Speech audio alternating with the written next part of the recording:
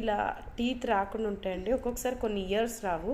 So మా బాబుకి ఏమైందంటే చిన్నప్పుడు పడిపోయి ఇక్కడ టీత్ ఇరిగిపోయింది సగం.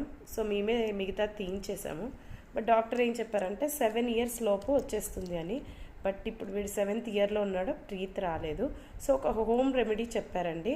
సో అది నేను చేసి చూపిస్తాను, మీరు కూడా ట్రై చేయండి. నిజంగా టీత్ వస్తే ఇది యూస్ఫుల్గా ఉంటుంది. చాలా ఈజీ అండి. మన ఇంట్లో బియ్యం ఉంటాయి కదా, ఆ బియ్యం గింజలు తీసుకోవాలి.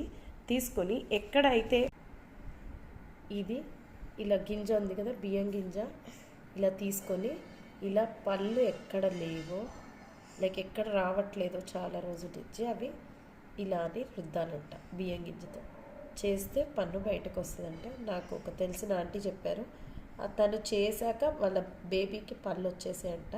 సో నేను కూడా ట్రై చేస్తున్నా, మీరు కూడా ట్రై చేయండి. పన్ను వచ్చాక నేను మళ్ళీ వీడియో చేస్తాను.